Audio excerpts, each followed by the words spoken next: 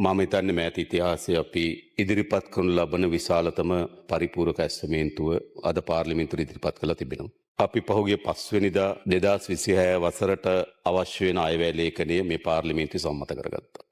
දීර්ඝ විවාදකින් පසුව. හැබැයි ඉතාමත් කෙටි කාලයක් තුළ අපිට නැවත බිලියන 500ක පරිපූර්ණක ඇස්තමේන්තුවක් ඉදිරිපත් කරන්න සිද්ධ වෙලා තිබෙනවා. මම හිතන්නේ මේ පාර්ලිමේන්තුවේ හැමදෙනාම පිළිගන්නවා එවැනි පරිපූර්ණක ඇස්තමේන්තුවක් අපිට අවශ්‍ය බව. ඇති වී තිබෙන ආපදා තත්ත්වයෙන් අපේ සාමාන්‍ය ජනතාවගේ ජීවිතය යලි සක්‍රිය කරන්නත් ඒ වගේම අපේ ආර්ථිකයට යලි පණ ලබා දීම සඳහාත් මා හිතනවා මෙවැනි පරිපූර්ණක ඇස්තමේන්තුවක් අවශ්‍ය බව මේ පාර්ලිමේන්තුවේ හැමදෙනාම පිළිගන්න. නමුත් මා දන්නවා පාර්ලිමේන්තුවේ මේ පිළිබඳ සංවාදනෝත් එළිය සංවාදයක් තිබෙනවා.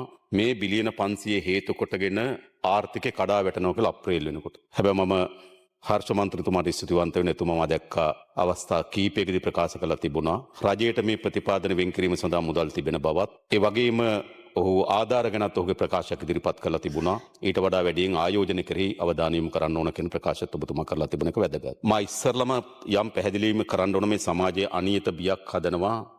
මෙවැනි විශාල මුදල් ප්‍රමාණයක් පරිපූර්ණක ඇස්තමේන්තුවක් හරහා ඉදිරිපත් කිරීම තුළින් ආර්ථිකයේ විශාල තරජනයකට මුහුණ දෙනවා කියලා. ඒ නිසා මම දැක්ක අප්‍රේල් වලදී නේද වැටෙනවා නේද? ආර්ථිකය කඩා වැටෙනවා කියලා මම හිතන ඔබතුමා ගියත් දැන් අර අභ්‍යන්තර සාකච්ඡාවක් තිබුණේ ඔබතුමාලගේ පක්ෂේ. ඔබතුමා ගියේ නැද්ද ආර්ථික සාකච්ඡාවට? ආරාධනා කරලා නැහැ රවි කරුණානායක මන්ත්‍රීතුමාට. ඒ සාකච්ඡාවේදී කියලා තියෙනවා දැන් අප්‍රේල් වල මේක වැටෙනවා කියලා. ඒක අහගෙන ඇවිල්ලා මම දැක්කා කීප දෙනෙක්ම මාධ්‍ය සාකච්ඡා අප්‍රේල් වල වැටෙන කතාවක් ඉදිරිපත් කරලා තිබෙනවා. මේ ඉදිරිපත් කරන්නේ මේ බිලියන 500 වෙන් කිරීම හරහා සිදුවිය හැකි ආර්ථික ප්‍රතිවිපාක කියලා තමයි උන්ගේ අදහස. හැබැයි අපි ඉතාමත් හොඳින් මූල්‍ය විනයක් සහ ඉලක්කයක් සහිත වැඩ කරපු ආණ්ඩුව. ඒ නිසා අපි බැලුවොත් මේ 2025 වසර බැලුවොත් 2025 වසරේ අපිට අපේ රටේ ආර්ථික ශේත්‍රය ඉතාමත් වැදගත් සාධක ගණනාවකින් අපි වාර්තා තබලා කිනවට වඩා හොඳ ජයග්‍රහණ ලබලා තිබෙනවා.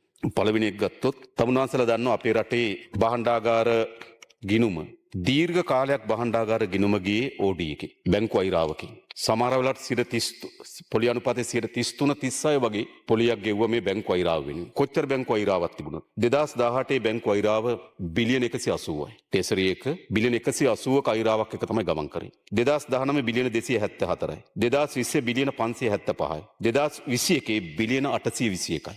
ඒ කියන්නේ ආණ්ඩුවේ account එක OD වෙලා තිබුණා බිලියන 821ක 2021. හැබැයි මම කියන්න කැමතියි 2025 නොවැම්බර් වෙනකොට අපේ ආණ්ඩුවේ භාණ්ඩාගාර account එකේ ධන අගය බිලියන 1202යි. 2021කට සාපේක්ෂව එදා බැංකු අයිරාව බිලියන 800යි. අද ධන අගය 1200 කියන්නේ බිලියන ට්‍රිලියන 2ක ඉහළ යාම. ඒක ඉතා වැදගත් අපේ රටේ ආර්ථිකය. මම හිතන්නේ එවැනි සංචිතයක් නොතිබෙන්න අපිට අද මේ බිලියන 500 වෙන් කිරීමේ හැකියාවක් ලැබෙන්නේ නැහැ. එහෙනම් වෙන උපාය මාර්ග ගණනාවක් අපිට හොයාගන්න වෙනවා.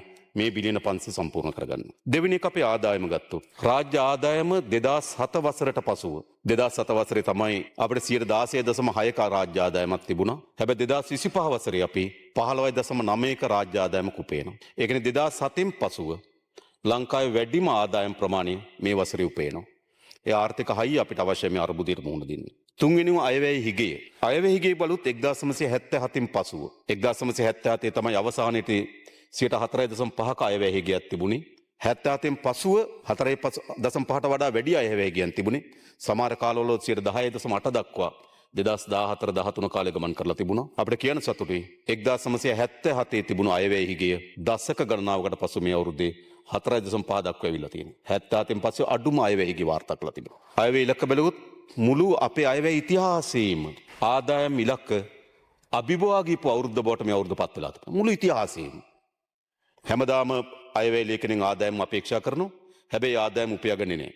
මේ අවුරුද්දේ අපි අපේක්ෂා කරා බිලියන 4960ක් 2025 දෙසැම්බර් 15 වෙනකොට බිලියන 5125යි.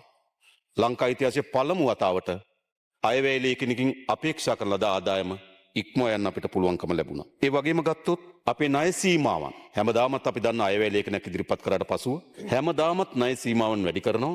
හැබැයි අපිට පුළුවන්කම ලැබුණා ඒ ණය සීමාව වැඩි නොකර තබා ගන්න. මේ 2026 සඳහා අපි අයවැය ලේඛන ඉදිරිපත් කරනට කිව්වා බිලියන 3800ක ණය සීමාවක් අපි අපේක්ෂා කරා. නමුත් අපි අයවැය යෝජනා හරහා තව බිලියන 60ක් අඩු කරලා බිලියන 3740ක ණය සීමාවක් තමයි තියෙන්නේ. අපි මේ බිලියන 500 අතිරේක මුදල් යොදවන්නේ අපේ ණය සීමාව වැඩි කරන්නේ නැතුව. ඒක වැදගත්.